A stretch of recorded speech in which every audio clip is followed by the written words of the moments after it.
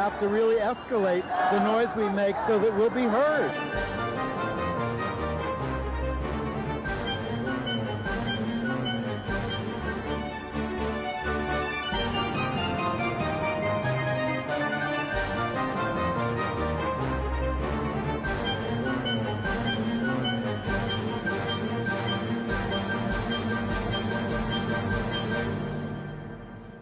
Welcome to Gay USA. I'm Andy Hum. I'm Ann Northrup. So sorry that we are taping this on Wednesday afternoon in the middle of the Republican convention, because you will have seen so much more by the time you see this show. But I went to the barber yesterday and I said, I want the Mike Pence cut.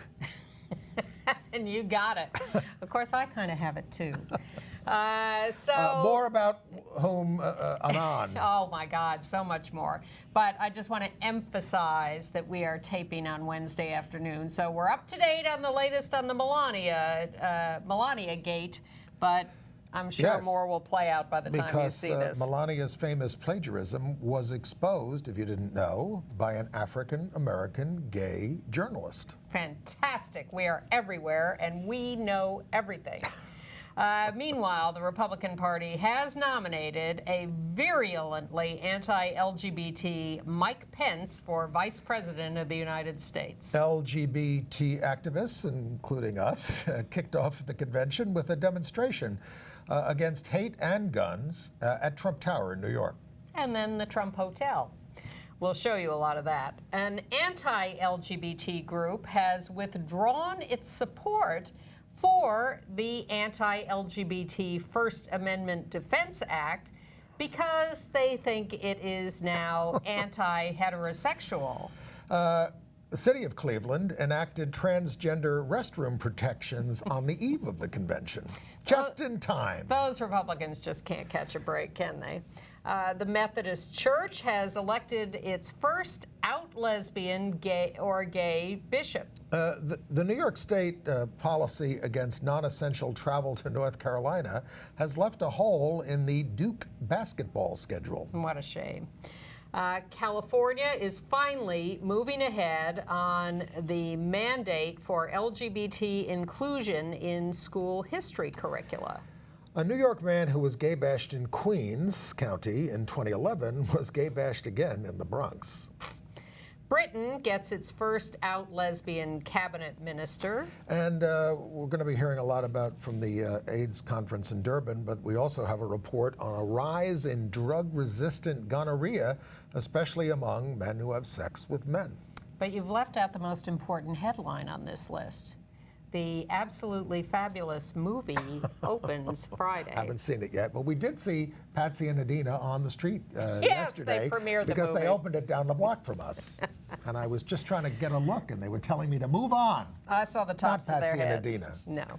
All right, let's get to the Republicans. Okay. The Melania stuff is hilarious. It really is. But it was all blown open by Jarrett Hill, who used to work with Soledad O'Brien, and worked in Atlanta as a journalist, youngish gay black man who was watching the speech and said, wait a minute, I've heard that before. And he looked up Michelle Obama's convention speeches and said, this is the same thing. And he took the texts, put them together, put them on Twitter, and boom, the world blew up. Well, you know, the kids know this because every time they turn in a paper to their professors in college, they're run through a scanner to see if there are phrases that you're using that are not your own. It's a very simple thing. Well, I have to say, I thought... maybe they don't have it in Slovenia. Oh, look, the speech as a whole couldn't have been more bland. Right. But she is quite lovely. I say that as a lesbian. So it was pretty to look at while listening to bland speeches. And I don't think it was the biggest crime ever committed, but I do think the crime was how horribly they reacted to this and lied about it, and then they get up and talk about Hillary lying with a straight face, or as Rachel Maddow said, I haven't had a straight face since I was 16. Well, but You know, we were talking about it as we were walking up to do the show here today. Of course, it distracted from what was a hate fest on the first night. Exactly. I mean, these horribly, practically violent speeches that were being spewed there, full of racial hatred, anti-gay. I mean, the only time sexual orientation was mentioned was by Rudy Giuliani in a really horrible speech, but all he was saying was, you know, the cops don't ask what your sexual orientation is when they come to save you, you know, or race or anything like that, but that's it. That's not exactly affirming our rights. Meanwhile, of course, Donald Trump turned down an invitation to speak at the NAACP convention, which I thought was probably both smart on his part, given what they would have said to him, but really a hideous, disgusting thing to do. I've been to the NAACP convention, and they always invite the presidential candidates, and generally Republicans speak, generally, not always. Reagan turned them down in 1980. Ronald Reagan opened up his campaign in Philadelphia, Mississippi, where they founded the Klan. I mean, and acted like, oh, really? I mean, why'd you pick Philadelphia, Mississippi? And then went to the cemetery in Bitburg, Germany. Correct. Of the Nazis. The SS. It was the SS cemetery. Yeah, exactly. So he knew how to send a message. So anyway. What side he was on. It was nice that the Cleveland City Council, just before the Republicans arrived, passed a non-discrimination bill for gender identity, including public accommodations like bathrooms. That was a little slap in the face to the Republicans. We appreciated that. But that didn't stop them from having white-only elevators at the convention hall. They had a sign that said white elevators. Well, I'm sure there was a red elevator and a blue elevator. Yeah, but it didn't look good. Yeah, people have been making hay with the white elevator sign. So let's get to Mike Pence. Yes.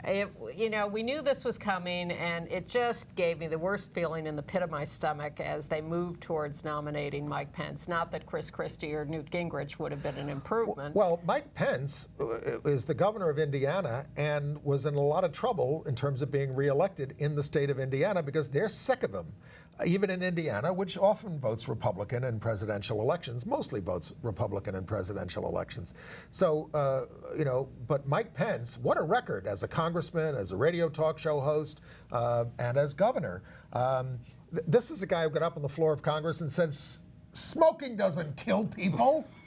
I mean, just to give you an example. Oh, by the way, we should not let pass too quickly the fact that today's story, again, it's Wednesday, is Kasich team leaking the fact that he was approached repeatedly and aggressively to be the vice presidential candidate and turned it down. Oh, is that why he didn't go to the convention? Yeah, it's one reason.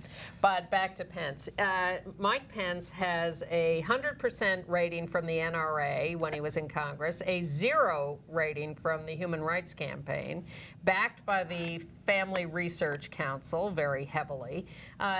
You know, proudly introduces himself, as I'm sure he will tonight, as a Christian, a conservative, and a Republican. In that order. Totally anti-abortion, you know.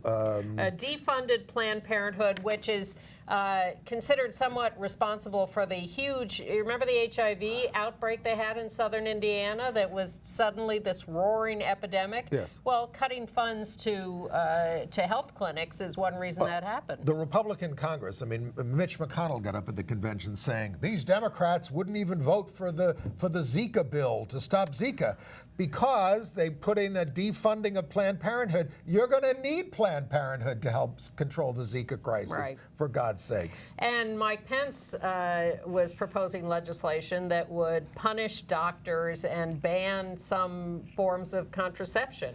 In 2000, he wouldn't allow federal funding to care for people with HIV/AIDS unless money was cut to programs that, quote, celebrate and encourage the types of behaviors that facilitate the spreading of the HIV virus. He wanted funds instead dedicated to helping people change the behavior that spreads HIV, according to him. He voted against the Employment Non-Discrimination Act. He voted against repeal of Don't Ask, Don't Tell. He voted for a constitutional amendment to ban same-sex marriage. Now, you know, this is a bill that had no chance of passing, but that he voted for. Voted against inclusion of us in hate crimes bills, voted against anything helping trans students. But they're acting like, oh, nobody knows who Mike Pence is. Well, no, he was quite famous just last year because he signed this really outrageous Religious Freedom Restoration Act. Religious Freedom et cetera, Restoration. et cetera. We have a picture of him at the bill signing. Look at this. It's like a Woody Allen movie. I mean, he surrounds himself with nuns in habits. Very few nuns wear habits anymore, so they had to be far right. And some Orthodox Jews are visible there with the hats and all this kind of stuff. But let's get a little bit closer into that picture. We have another picture which tells you who are the people standing with him. Well, the guy with the beard there is Micah Clark, who believes homosexuality is a treatable disorder.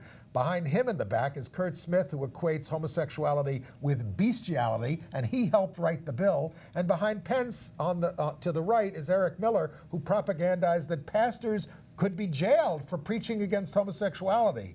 Lies, lies, lies. I mean, this guy is really right-wing. And then you may also remember, I rewatched this, you can find it on YouTube, the humiliating interview he did with George Stephanopoulos on his Sunday morning program, where Stephanopoulos asked him 8 times whether it should be legal to discriminate against LGBT people. And he just kept saying, oh, George, and we're Hoosiers. We're not mad at anybody. We don't want to discriminate. Well, and Stephanopoulos kept asking him, should it be legal? Because that's what the Religious Freedom Restoration Bill said. The national spotlight was on Mike Pence when he signed this bill, and there was this tremendous uproar. HRC whipped it up with the corporations saying they were all going to leave Indiana because of the law. So he got frazzled, and he would have press conferences, and he was a complete boob. I mean, I'm not. The best this thing is not a partisan statement. You just watch the tapes. Hillary could nominate Pokemon as her vice president, and he would beat Pence in a debate. And when Stephanopoulos couldn't get him to answer the question about should it be okay to discriminate, Stephanopoulos turned it around and said, so, all right, so how about you say you don't discriminate, so would you pass a law in Indiana for non-discrimination on the basis of sexual orientation or gender identity? And Pence said, oh no, I would not support that. He was quite clear about that. Well, George Stephanopoulos was redeeming himself because he helped write the talking points for Bill Clinton when he signed the Defense of Marriage Act in 1996. Well, there's that too. So he was but he was redeeming himself because he was being dogged. He didn't just ask the question and walk away from it. He said, what you're saying doesn't make any sense. Answer my question. And yes, and that was great. And by the way, the New York Times and other mainstream news organizations, in writing about Pence and the Religious Freedom Restoration Act, write about how businesses rebelled and everybody got upset. And then they say, so he fixed the bill. Actually, there was a cover of the Indianapolis Star which did say in letters, fix this. And in fact, they did repeal a lot of the worst provisions of it. But then the LGBT community in Indiana comes back and says, okay, now cover us in the human rights law of the state. And guess what? Indiana and Mike Pence said no. Now, remember that Mike Pence was supporting Ted Cruz in the Indiana primary. He is a big stooge of the Koch brothers. There's a lot of speculation that the whole reason for his nomination is because he brings in the Koch brothers, although they have not said yet that they're on board with Trump. Well, they have to figure they have to figure that Trump will get impeached if he gets elected. He was the first member. There's that. Of the Tea Party caucus in the House of Representatives when he was serving there. And the real reason Trump picked him? Because he went out in public and said that Trump beat me like a drum at golf. Now, that's a good vice president. Oh, my God. Well, if you saw the 60 Minutes interview with the two of them, Pence couldn't get a word in edgewise. And Leslie Stahl says, you're criticizing Hillary for voting for the Iraq War. Mike Pence voted for the Iraq War. You're criticizing Hillary over Libya. Mike Pence, we got it on tape here, says we got to invade Libya and get rid of Gaddafi. He said, what did Trump say? He said, "Who cares?"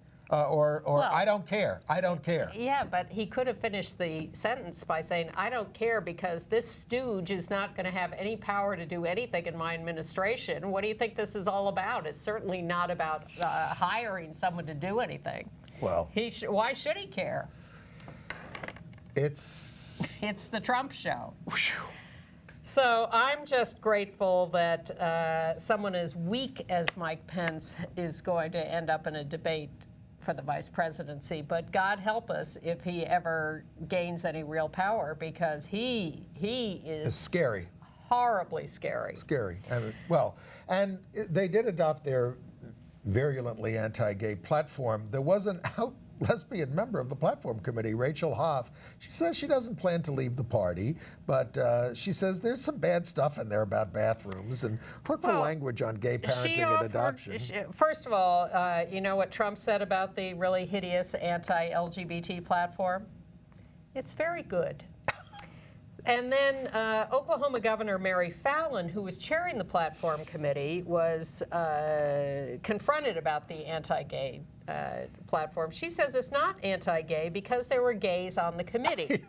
One, this Rachel Hoff, who offered 3 amendments to the anti-gay platform, who pleaded with them, you can see this online too, pleaded with them not to have the anti-same-sex marriage, anti-trans, all these elements in it, and they just shut her down completely. Sure. Just totally Well, they shut shut her down any dissent in the convention. Yeah. I mean, some of the dissent at the convention is actually coming from the far right, who don't think Trump is a real conservative. Yes, Which is one of the reasons yes. that Pence was Yes. made vice president. Yes. Or the nominee for vice president. And then you have little moments like Trump walking out on Monday night to "We Are the Champions," which the band Queen has objected to. He's used this repeatedly. They object every time he uses it, and he just keeps using it. I don't care. Exactly. I don't care. That's what he says. I don't care. The Log Cabin Republicans, as we told you last week, have called it the most anti-LGBT platform ever. And there was some concern because they used their criticism of it as a fundraising tool. And people said, this is a little ugly that they're raising money off of this. But they took that money and they used every penny of it, according to them, I have only their word for it, to take a full-page ad in the Cleveland edition of USA Today, which we have a picture of, I believe. This is their description of the platform committee. Losers, morons, sad. It's not a description of the Log Cabin Club? Come on. No, because they have been saying that they want to support Trump because they're trying to peddle him as like okay on gay stuff. Yes. Because you know what? He went to a gay wedding. I don't know if he knew he was going to a gay wedding. And when asked his favorite music, he said anything by Elton John. My God. He did. Well, Elton John. I mean, He said that on the Golf Channel this Elton week. John sang at Rush Limbaugh's Yes! 10th wedding. For $1 million. Elton John has done a lot of good around AIDS and things like that. And then there's Peter Thiel, the out gay fawnder of PayPal, who is speaking at the convention after we do this taping. I'm not sure whether it's tonight or tomorrow night. Peter Thiel was brought out by Gawker and was furious about that, and that's why he funded the lawsuit against Hulk Hogan that bankrupted Gawker. Yep. So he is, I shudder to think what we have to listen to from him. The last out gay convention speaker for the Republicans was Jim Colby in 2000, who talked about trade issues. I was there, and the Texas delegation gets up, and now he's talking about trade, and they turn their backs on Jim Colby because he's a homosexual, and it's part of our religious freedom to turn our backs on gay people. That's in the Bible, I think. So, to wind this up, we will show you what we did here in New York on the first day of the convention. We decided that... we wanted to stop the hate and stop the guns. Yes, and that we wanted to have a voice here in New York because we weren't going to go to Cleveland. So we just wanted to do something on the first day of the convention. And interestingly enough, as we gathered outside Trump Tower on Fifth Avenue, Mr. Trump was coming out of the building to get in a car to go to the airport to go to Cleveland to introduce Melania. 3 hours beforehand. Yeah. Well, you know, he has his own jet, and it only takes a few minutes to get to Cleveland.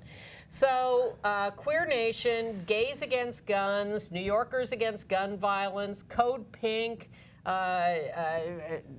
parishioners from Judson Church, a whole wide range of people, Vocal New York, ACT UP, showed up outside Trump Tower in the pouring rain to do a demonstration with beautiful Gilbert Baker rainbow banners, and then marched over to the Trump Hotel. Gays Against Guns produced a video documenting all this and talking to some of the people there, and they were kind enough to let us use it, and so here it is.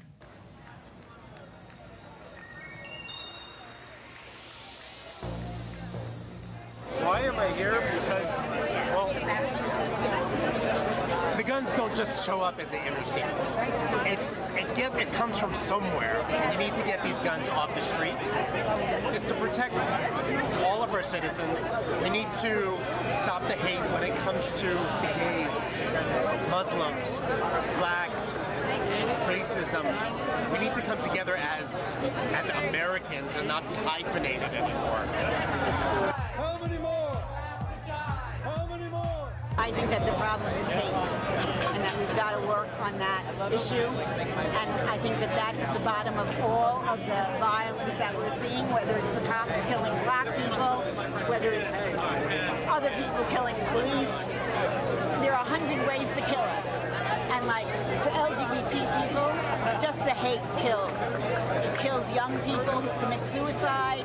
It kills older people who are so stressed out by being gay that they're in the closet. It's pervasive.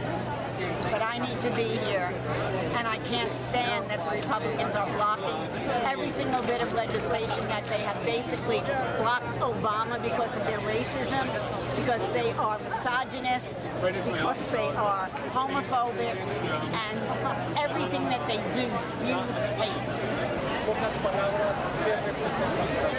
Odio, cobardía, ignorancia, atrasamiento al país. There needs to be more young people out here. The voice of the millennials. Yeah, exactly. Excellent. I think that sometimes people in our generation who haven't experienced firsthand homophobia feel like gay rights or being able to be gay openly and comfortably is sort of like a privilege or something that you have no matter what, because in some ways we haven't had to fight for it. That is a protest outfit. So why are you here today, honey? I'm here to support Gays Against Guns. Go to their website. It tells all the important things that you need to know, because it's very common sense legislation that needs to be passed. Check it out. Support us. Awesome. Vote out the NRA puppets in November. Find out who yours is.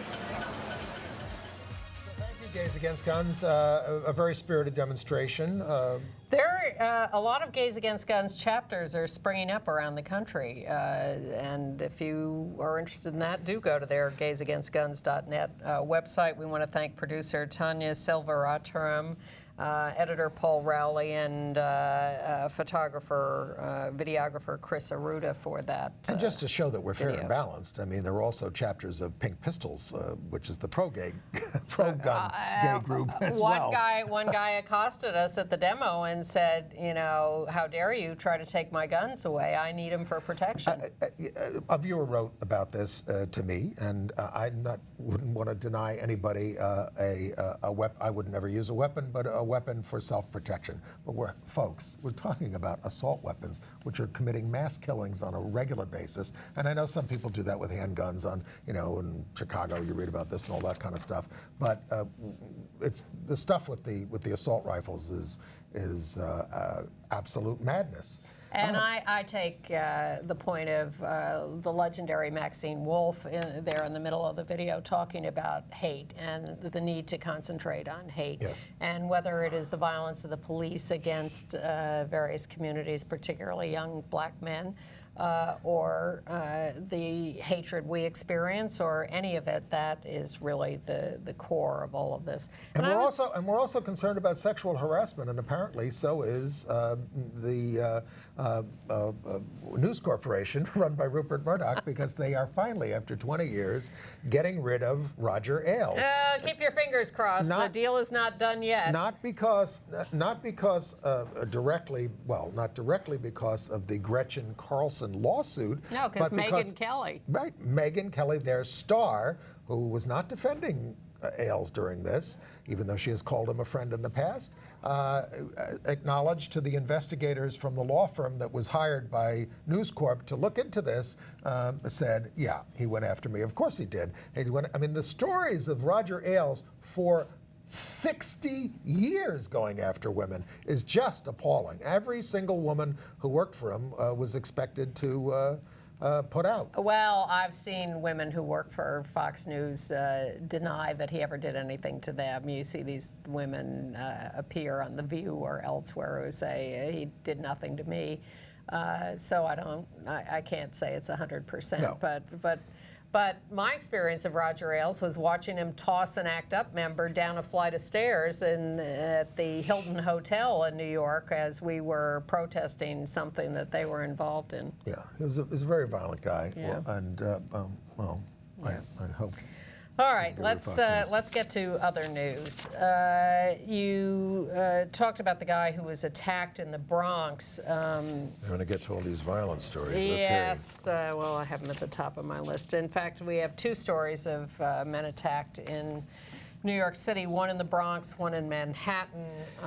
One of them was knifed pretty badly. Marquis Devereaux, 39, he's now been knifed twice over his sexuality, once in 2011 and again this past Sunday when he was slashed in the arm by two brutes who hurled anti-gay slurs at him, who said, "We're not going to do any of that boyfriend stuff around here," they said as they accosted him, called him a homo, a faggot, and a bumbaclot, a Jamaican term for a rag used as toilet paper.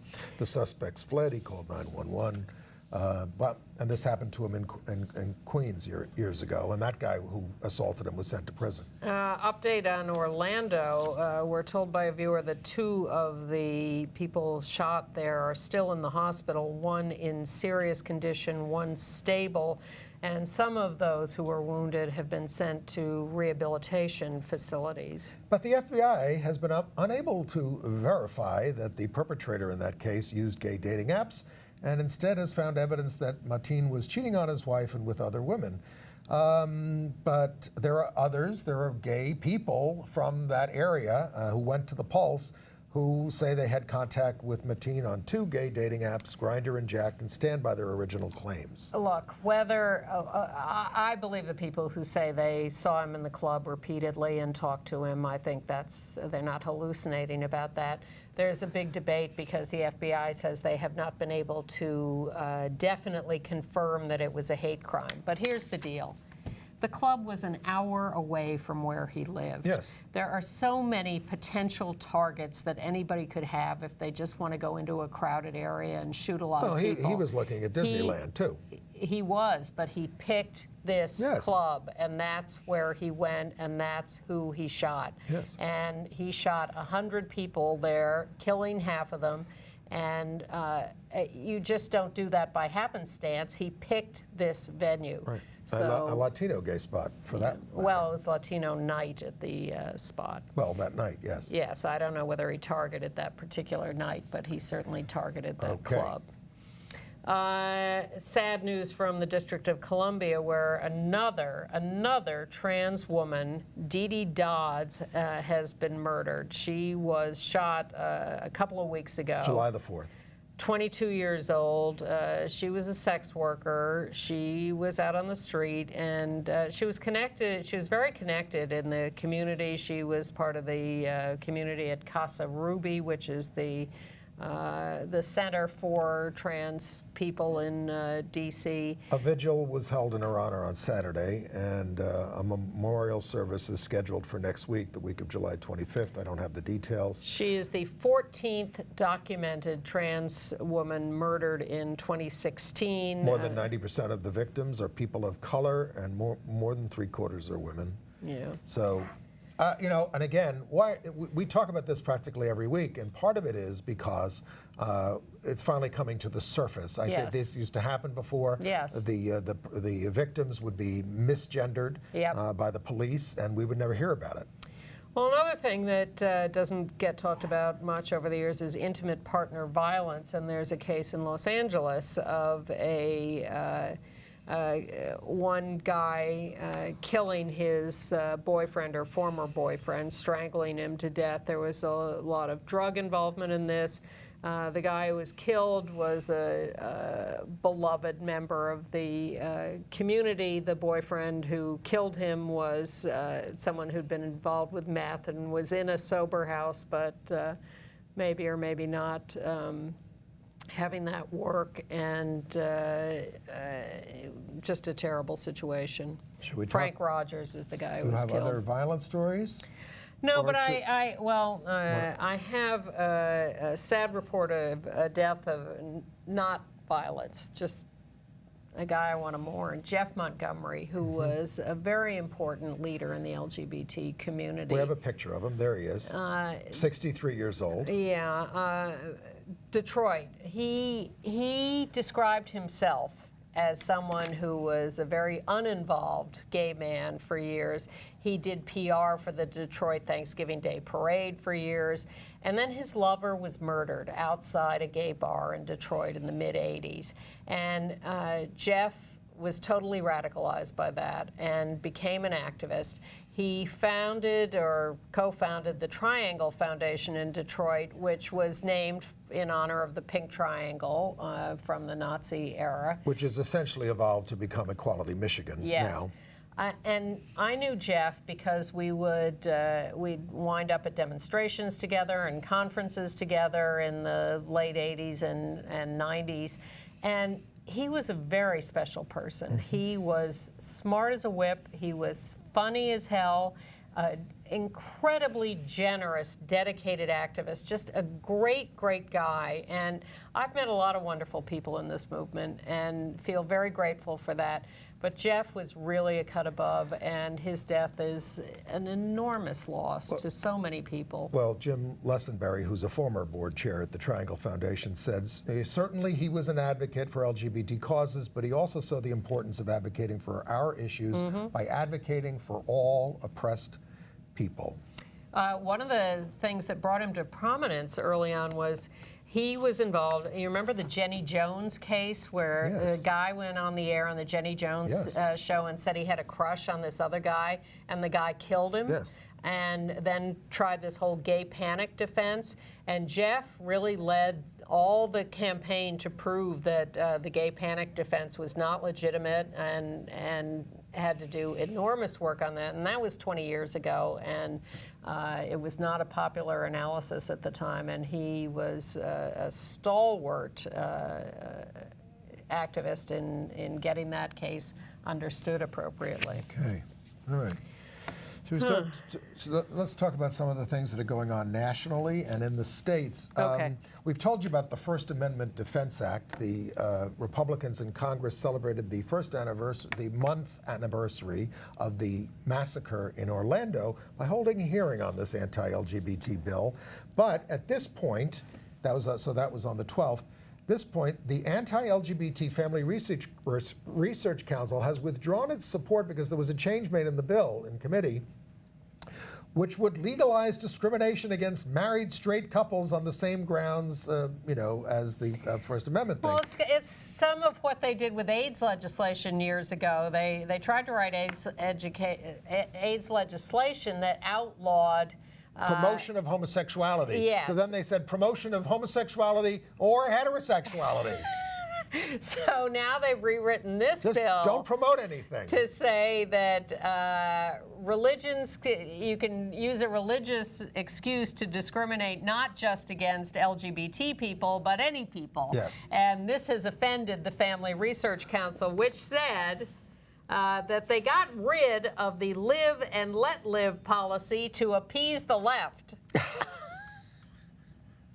Let's remember that the Family Research Council has been labeled a hate group by the Southern Poverty Law Center. This is the reason that the Mississippi judge overturned the Mississippi law on the religious freedom, because the judge said that you're taking particular religious beliefs. You're not talking about all religious beliefs, and the Christian right does not like it when you, point out their bigotry. Right. When it's not about their religion. Yes. I mean, God, the person who gave the invocation at the Republican convention, thank you, Lord Jesus. It was all Jesus, Jesus Christ, everything. I mean, that didn't used to happen at invocations. They would be kind of generic about it, but... We are slowly splitting apart farther and farther and farther. Can't we all get along? Evidently That's not. what religious freedom is really about. Well, in Kentucky, the appeals court has denied Kim Davis's appeal of her contempt citation for not wanting to sign marriage licenses for same-sex couples, and the new law equalizing licenses has taken effect. You can apply for a marriage license in Kentucky and designate yourself any way you want on that license. Okay. And Kim Davis's case is moot. And in Alabama, all that stuff about Roy Moore, the head judge of the Alabama Judiciary Commission, has said that the efforts to have him dismissed are totally on target. You should get rid of him now. There's going to be a process that he's going to go through, but he's not getting any backing from the Independent Inquiry Commission. Yes, but will he come back yet again and get himself elected to something? Could be elected governor or something. I know. I think he wants to be. Something. In Virginia, the state is appealing the ruling on Gavin Grimm being allowed to use the boys' restroom in his high school to the Supreme Court, and now they've asked the Supreme Court for an injunction preventing Gavin from using the bathroom until the Supreme Court decides the case. I don't think they're going to get anywhere with that. But the depth of their bigotry is astonishing. In North Carolina, the U.S. Department of Justice has asked a judge to dismiss Governor Pat McCrory's lawsuit against the federal government. The federal government argues that McCrory's lawyers rushed to the courthouse because they knew the Justice Department was planning on suing the state. In Kenosha, Wisconsin, a young trans man is suing for bathroom access at his school.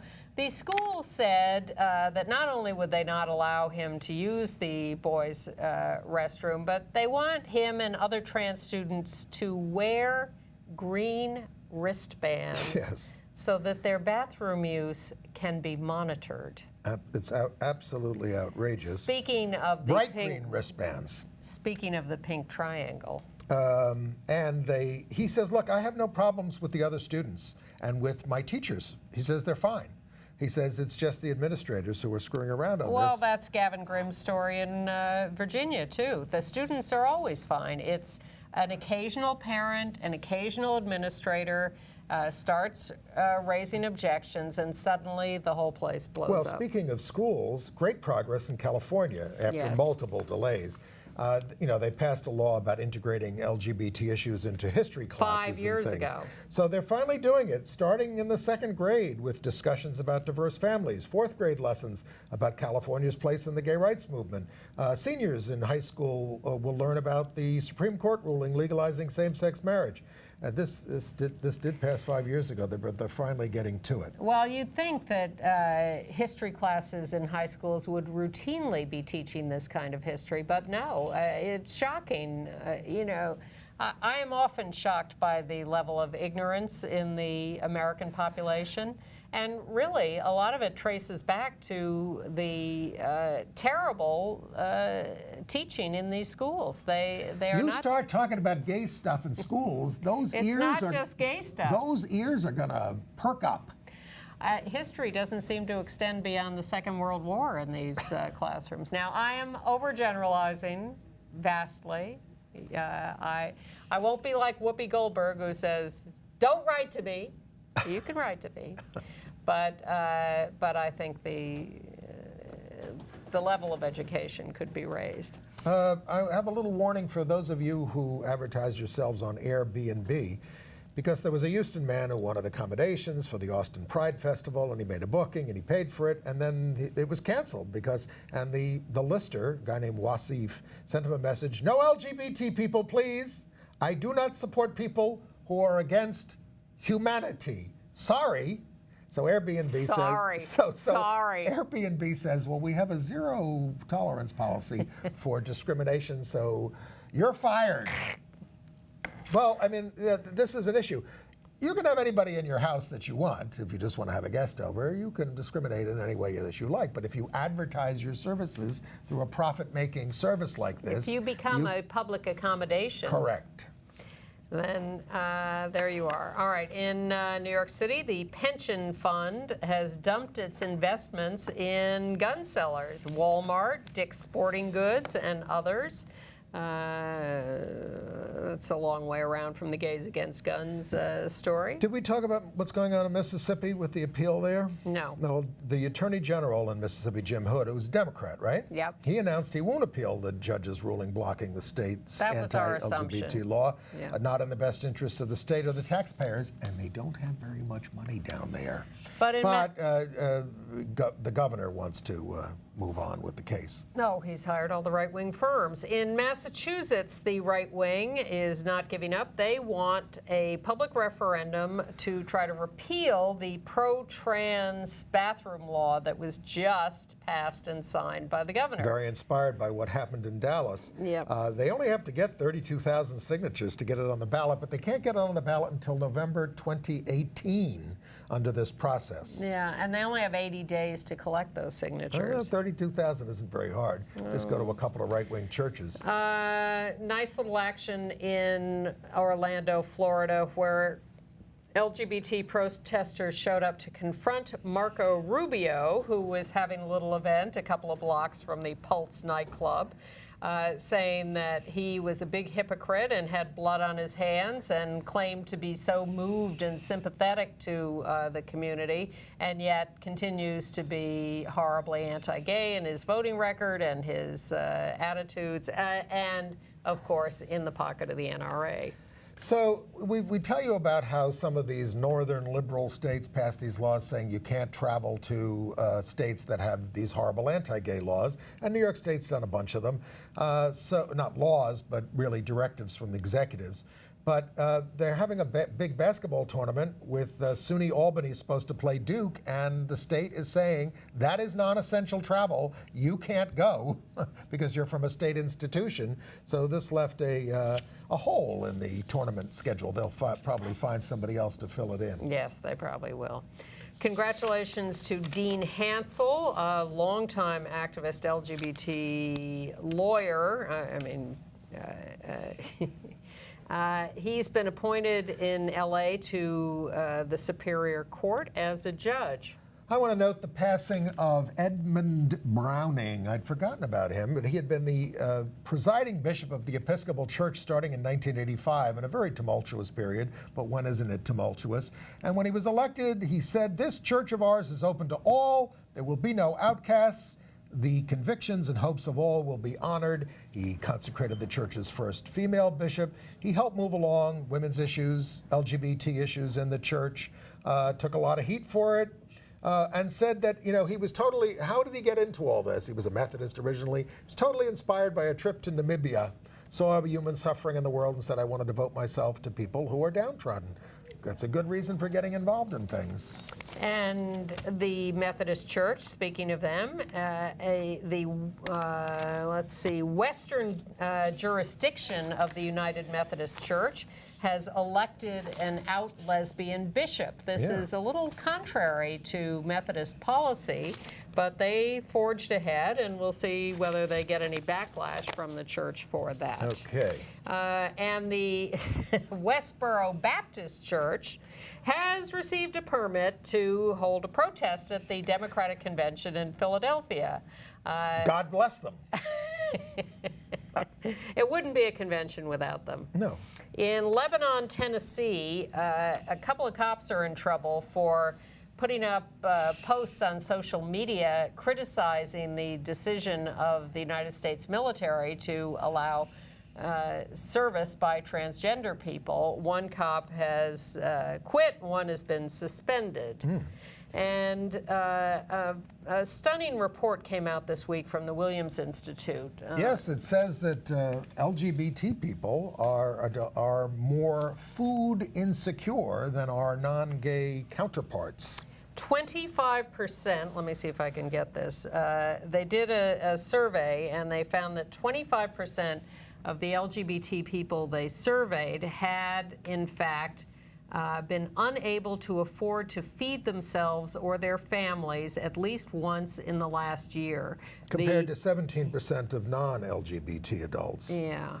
Well, so, and they say that the food insecurity that we experience is not distributed evenly in the community. Certain racial and ethnic minorities, 42% among African Americans, 33% among Latinos, 32% among American Indians and Alaskan Natives, women, etc.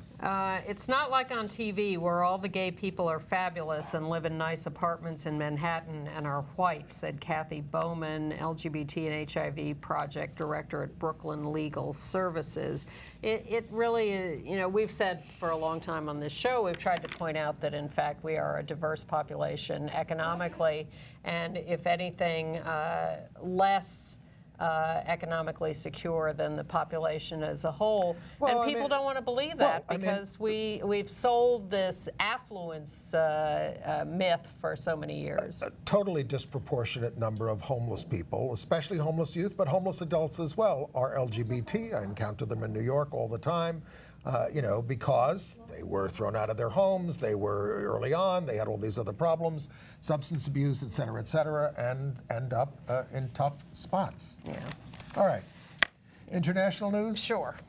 Well, we told you about the new Prime Minister of Britain, Theresa May, conservative in almost every way, but she is basically pro-LGBT. Well, she evolved. Yeah, she has named to her cabinet. She really shook up the cabinet. By the way, they got their election over with. You didn't even hear about it, did you? About 2 weeks. It was done within the party, and they got it done. Anyway, she is named Justine Greening. We have a picture of her as the Education Secretary and Minister for Women and Equalities, the first LGBTQ woman to serve in a UK cabinet. Well, first out one. I wouldn't be surprised to find that they have many closeted lesbians and gay men. We know that Margaret Thatcher didn't have any because she didn't have any women in her cabinet. But Chris Smith was the first. I'm just noting we've had a lot of closeted lesbians in U.S. cabinets. Yes, Chris Smith was the first openly gay, not only member of Parliament, but the first out gay cabinet secretary in 1997 under Tony Blair. We've had none in the U.S. No out men or women. But Justine Greening just came out at a Pride event this last year. Well, I'm just wondering how up to date she'll be, but she has a partner, and we're happy for her. And Angela Eagle dropped out. She's an out lesbian who was challenging Corbyn, Jeremy Corbyn. For the Labour Party leadership. Yes, but she is deferred to another guy. Well, she voted for the Iraq War, and it wasn't making her very popular, like Mike Pence. She was the first to step out and say we should challenge Corbyn, and that has opened the door for the other guy. Yes. You know about this, I know.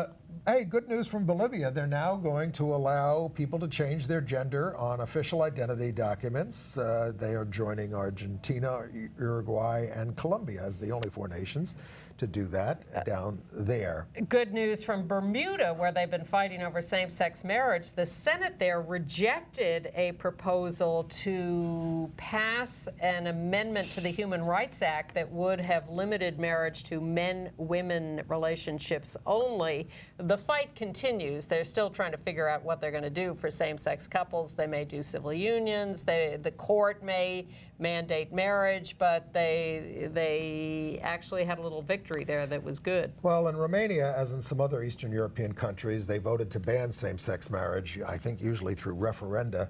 But the Constitutional Court there is going to still decide whether a same-sex union of a U.S.-Romanian couple who were wedded in Belgium should be recognized in Romania.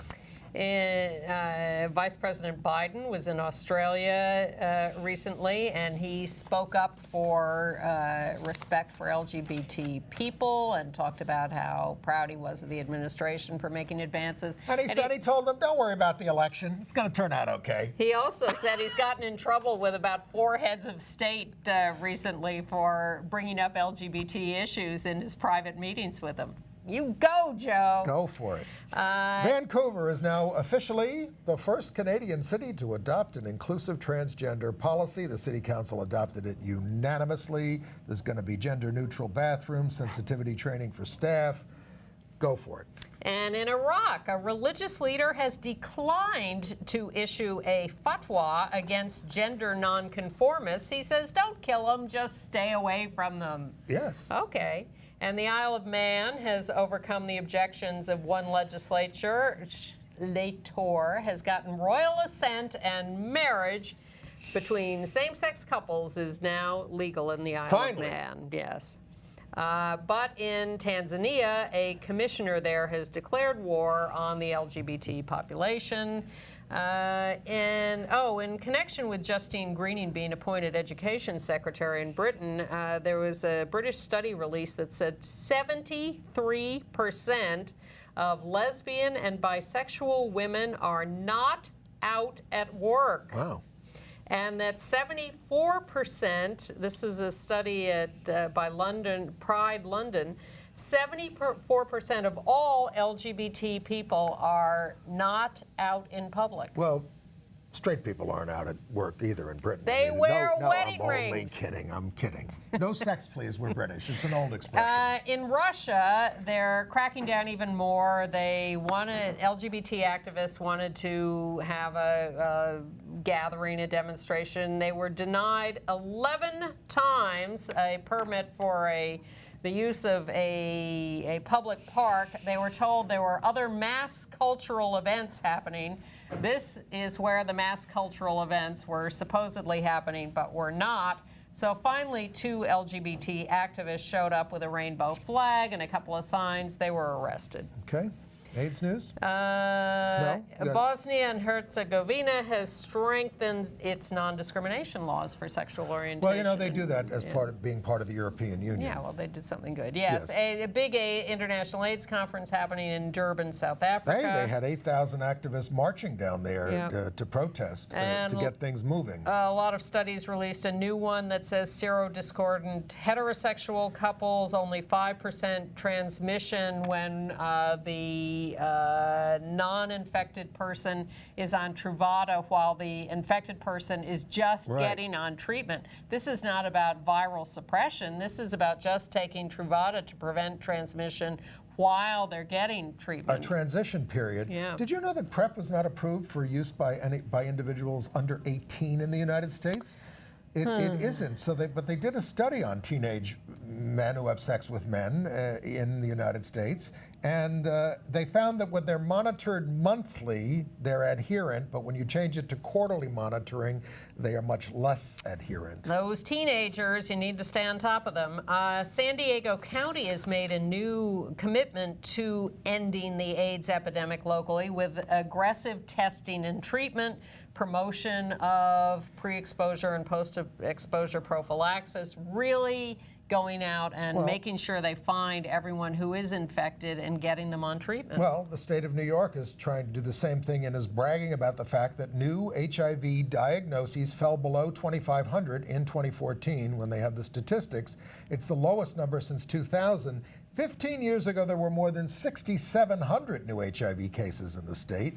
And so, they are making the whole goal is to get them below 750 cases, and that will be considered an end to the epidemic. British Prince Harry is attending the International AIDS Conference. He did a live Facebook feed where he was tested for HIV, live streamed it. How did he do? Was negative. Oh, good for him. You can see him do it if you go to the Facebook page of the royal family. They want to hear the gonorrhea story. Go. The CDC has some troubling news about it, that there's gonorrhea that may develop resistance to the only recommended treatment of it. The rate of what is to antibiotics, I'm sorry, I'm getting a little muddled here because I also have a blank on this Syphilis page. and chlamydia are up too. This is back to the 70s when gay men felt free to be sexually active. They had very high rates of sexually transmitted infections. And then when the AIDS epidemic hit, they started using condoms and protection, and the rates of those diseases went down. Now they're again not using condoms as much, and these diseases are popping up again. An estimated 800,000 new infections of gonorrhea annually in the United States, and fewer than half of them are diagnosed. And if it's treatment resistant, then you got trouble. Yeah, very, very bad situation. Okay. So use condoms. Okay. Okay. We will now elegantly segue into entertainment news from the gonorrhea news. The big headline, I think, is that this Friday, opening here and I assume everywhere, the new Absolutely Fabulous movie. I hope it is as good as I want it to be. And Chris Cooper's got a bunch of new movie reviews up. You can go read them at cfcooper.net. And he will be here next week when I am not, as the substitute co-host. Thank you, Chris. He's got reviews of Ghostbusters, Free State of Jones, and Independence Day up there right now. This Saturday on HBO, the movie of Looking that everyone has been I'm going to put it on the DVR. Okay. I'm not a big fan of the program, but I want to see what happens. Okay. On America's Got Talent, the trans comedian Julia Scotti, an older woman, continues to impress the judges and has advanced to the live show. She's pretty amusing. I've watched clips. And if you want to see George Takei up close, well, he's going to be doing a production of Pacific Overtures, which I've never seen, the Sondheim musical. Yeah, I haven't seen it either. And it's at the Classic Stage Company, so it's going to be in a small space with about 300 seats. They released the Emmy nominations, lots and lots and lots and lots of gay stuff. Unbelievable. Yeah. Transparent. Orange is the New Black. Gaycation. RuPaul's Drag Race. Jane Lynch, Project Runway. Lily Tomlin. Her Story, web series. Ryan Murphy. Kate McKinnon, Tig Notaro, RuPaul. It's gay. So many we can't read them all. Mapplethorpe on HBO. September is the Emmy Awards. Vice has renewed Ellen Page's show Gaycation for a second season. I was skeptical about it first, but I watched it and I liked it. I thought it was quite interesting because they went in depth in a number of other countries. I don't know where they're going to this time. And at Comic-Con I think in San Diego, where they always have a lot of gay panels, and it's become very gay, they're having a bisexuality panel, and Binet USA is announcing a new Stories project, which I think sounds very interesting. You're going to end? That's it. You're going to handle the Democratic convention without me? Oh, it'll be sad, but when I come back, I'll be able to do the end of it. That's right. We'll be doing the end of the Republican convention next week and the beginning of the Democrats, and then ending the Democrats when you come back. I'll see you in a couple of weeks. Thank you very much. See you next week. Bye-bye.